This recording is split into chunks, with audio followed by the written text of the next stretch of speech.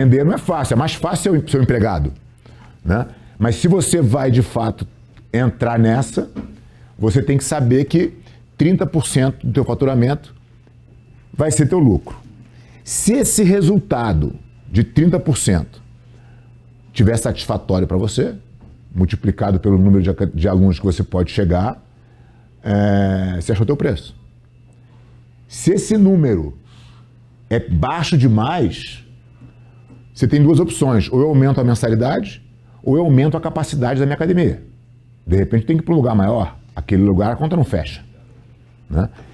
O que eu não posso fazer é entrar de cabeça num negócio que já nasceu morto. Que por mais que eu atinja a capacidade máxima da minha academia, número de alunos, o dinheiro não é suficiente, né? Vai me deixar nada. Aí, de novo, eu montei um negócio ruim, né? Embora você tenha feito tudo certo, a tua conta foi errada, o teu negócio é ruim. Você trabalha, chega no final do mês, sobra zero. Quem já tem academia e quando fizer a conta que a gente vai fazer hoje, entender, putz, meu preço está errado, a gente tem algumas soluções, né? Aumentar o preço hoje é muito difícil, porque você fala, pô, estou entregando o mesmo serviço, como é que eu vou convencer meu aluno a me pagar mais? Vou explicar para ele que eu errei lá atrás? Não vai colar, né? Eu vou ter que achar formas diferentes de criar novos produtos para que aumente meu faturamento e meu ticket médio aumente. Porque a gente vai olhar, na verdade, o ticket médio, né? O que o meu aluno compra de produto, o que ele compra de aula particular, o que faz o meu faturamento subir, né? Nem sempre, quer dizer, nunca deve ser só a mensalidade. Tá claro aí? Se vocês forem tendo alguma pergunta do assunto que a gente está falando, vai levantando a mão para a gente já não se perder, porque depois a gente vai avançar muito para voltar na pergunta que fica mais complicado, tá? Tá claro aqui a questão da precificação? Ficou alguma dúvida? Fábio, na verdade eu tenho uma academia de 800 metros quadrados. Uhum. Né? Realmente eu acredito que trabalhar só com jiu-jitsu é o caminho, Uhum. que é o que eu tenho experiência e eu sou o gestor da academia. Então, quando a gente procura colocar, por exemplo, eu tenho uma academia dentro do meu tatame, né? E estou colocando outros serviços, como fisioterapia, algo que linke com a arte marcial. Você acha isso benéfico? Assim, você oferecer serviços para o teu cliente que deixam ele mais confortável, que são conectados com a tua atividade, eu acho que é bom, né? Gerenciar esses produtos muitas vezes não é fácil. Você gasta uma energia e um tempo, eu acho que você tem que... Terceirizar, por exemplo. Então, mas aí, beleza, você terceirizou a fisioterapia, vamos dizer. Aí tá tudo funcionando bem lá. Mas, de repente, o fisioterapeuta vai embora. Para você arrumar outro fisioterapeuta para substituir aquilo é ruim, é difícil. E você tirar um serviço que você já oferecia é pior ainda, né? O aluno fala assim, pô, eu pagava essa mensalidade, mas eu tinha fisioterapia. Agora você quer tirar a fisioterapia, eu quero pagar menos, né? Então, eu acho que você depender de outras atividades, eu acho complicado, entendeu? Eu não fico confortável, eu prefiro trabalhar em coisas que eu consiga, na emergência eu cubro, entendeu? A minha equipe de professores está lá, se um faltar, o outro cobre. Não tem muito, a gente não está falando de um outro assunto, entendeu? Mas você pode fazer isso de forma terceirizada e fora da tua academia, não precisa estar lá dentro, entendeu? Você pode indicar os profissionais que você acha que são capazes para trabalhar com seus alunos, né? Você disse que tirar um serviço que já existe é ruim. E a academia que já está tudo misturado, que já oferece boxe, jiu-jitsu, muay thai, crossfit e outros. Como que eu faço essa limpeza para ficar só no jiu-jitsu sem afetar aquele aluno que paga uma mensalidade e não sai da academia? O cara faz tudo, ele mora Então, lá. o que assim, se você for analisar na ponta do lápis, o cara que faz crossfit não faz jiu-jitsu. Eles são tribos diferentes, né? Assim, o crossfit é legal para preparação para o jiu-jitsu. Não, não é. Tem uma filial nossa em Minneapolis, o cara é um dos primeiros crossfits dos Estados Unidos. Ele tem um box gigante de crossfit e tem uma academia Aliança gigante, é um dos maiores filiados que a gente tem no mundo. Não tem um aluno que faz as duas coisas. São tribos realmente diferentes. Mas tudo bem, esse é só um exemplo do crossfit, não é essa a resposta que eu quero te dar. O que eu quero que você faça a conta é o seguinte.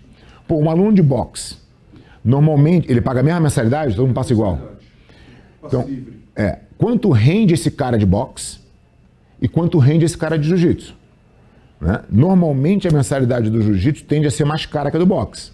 Quando você equipara, e se você é o professor de jiu-jitsu, você tem a tua escola de jiu-jitsu, você tem que pagar o professor de boxe e você está dependendo dele. Entendeu?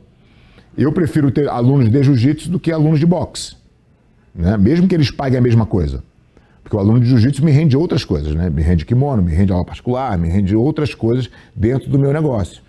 Então, tem que avaliar a mudança, mas eu não gosto do modelo misturado. Eu não vejo funcionar muito, entendeu? Eu acho que você fica, assim, sem foco. Mas inicialmente essa troca vai gerar um impacto negativo para a academia. Vai. Com qualquer mudança. Isso Vai. tem que ficar claro. Isso Sim, vai gerar um impacto vai negativo. gerar, vai gerar. Vai gerar. Você vai perder o aluno que faz boxe. Entendeu? E de repente você não conseguiu. Se você cortar imediatamente de uma vez só, você vai se apertar. Você teria que ir trocando as aulas, né? Progressivamente, botando mais aulas de jiu-jitsu, que normalmente naturalmente vai trazer mais alunos de jiu-jitsu, você vai substituindo um aluno pelo outro. Você não vai chegar. Vamos dizer que você tem academia com 500 alunos, 250 de outras modalidades. Você não vai cortar 250 alunos de uma vez, a tua academia vai quebrar. Né? Mas você pode ir gradativamente substituindo. Quando você fala que existe uma figura aí, é o professor de jiu-jitsu, o gestor, que é a mesma pessoa, né? Como é que fica o salário desse cara? Fica um salário. Você tem... Mas ele tem sendo 2 cargos, né? Como é que você calcula isso? É um salário... Então, o que é importante você calcular é um salário para esse cara que caiba dentro do orçamento da academia. Né? Você pode falar para ele, ó, você vai ganhar tanto como professor, tanto como gestor. Você pode falar, cara, é um salário só, isso não muda. Né? O que muda isso é um salário que tem que estar previsto no custo da academia. E não é a sobra. Né? As pessoas costumam fazer, gasto tudo, o que sobrou agora é o meu lucro. Essa conta é muito errada. Né? A gente vai ver a ordem das coisas aqui, mas não é essa. Você não faz o que sobrou é do dono, do gestor, do professor. Isso é o emprego. Isso é o que a gente quer mostrar para vocês que não é o caminho. Tá? Vamos falar de uma coisa importante aqui, que são os planos de pagamento.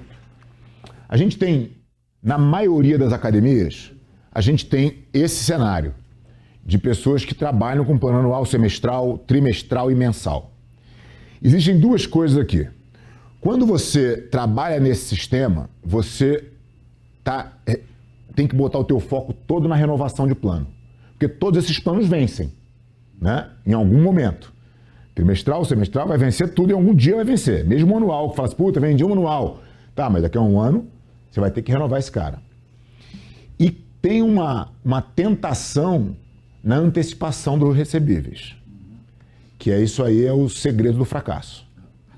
Começou a usar antecipação de cartão de crédito, você está perdendo já na taxa que você está antecipando o dinheiro. Você está gastando aquele dinheiro que você não vai ter na frente.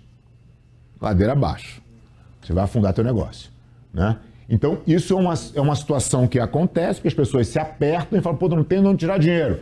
Não, tem um recebível lá. E o cartão fica te ligando, né? A adquirente do cartão falou, você não quer antecipar? Você não quer antecipar?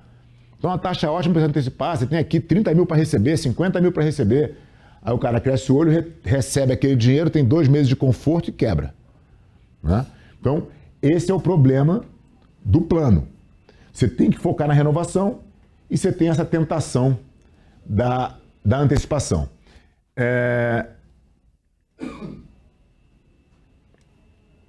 Vamos dar uma olhada para vocês entenderem aqui como é que funciona cada um desses planos, para vocês entenderem o problema.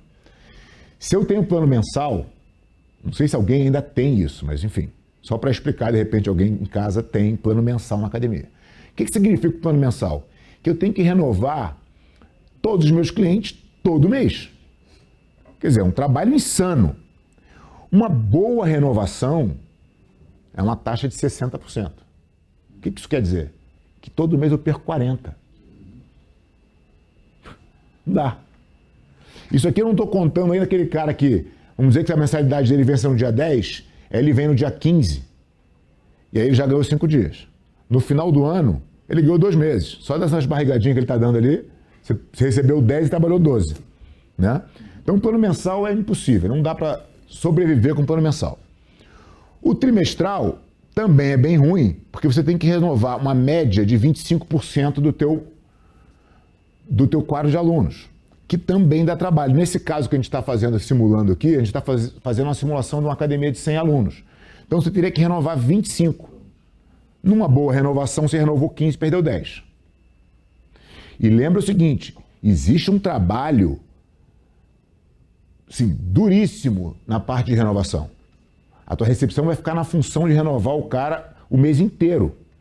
Né? É um trabalho, você tem que entrar em contato com o cara não responde, você manda mensagem, você manda WhatsApp, é um trabalho que não para. O semestral melhora um pouco, mas ainda assim, se você imaginar e multiplicar esse número de alunos por 4, você tem 60 pessoas todo mês. Né? Também não é bom. E o anual, claro, é o melhor deles. Você renova um 12avos por mês, você vai renovar 8% da tua base de alunos. Você tem uma perda mais baixa, mas tem o mesmo esforço de renovação.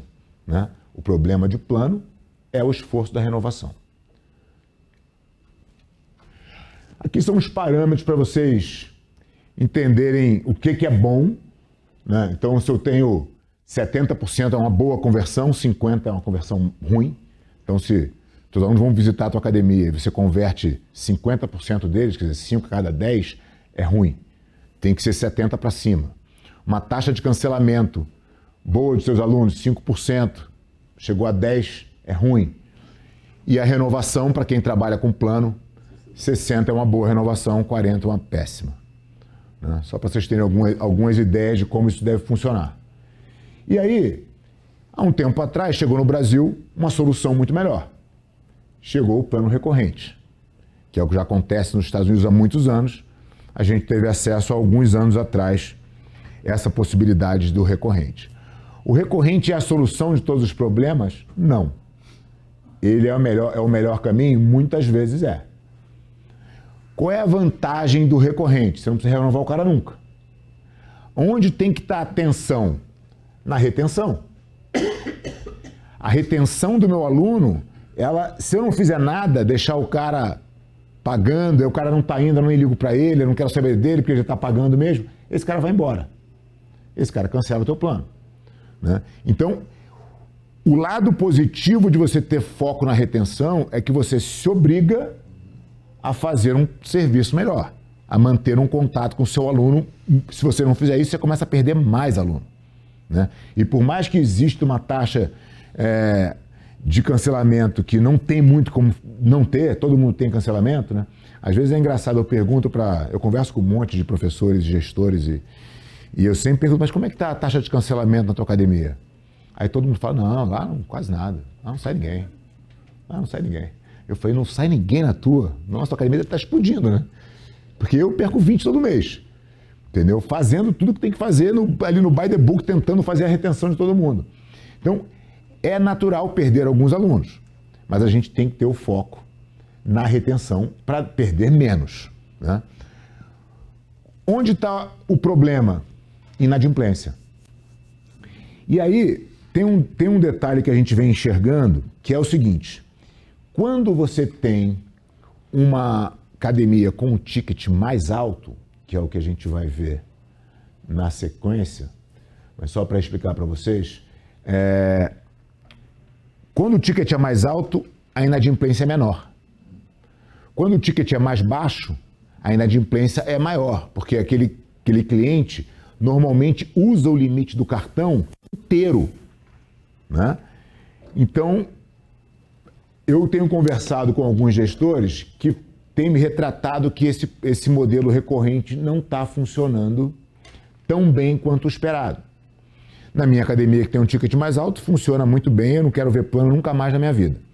Mas quando a gente está falando para um monte de gente que tem realidades diferentes, existe talvez uma opção melhor, que seja o modelo híbrido. Né? O que vem a ser o modelo híbrido e para quem se encaixa?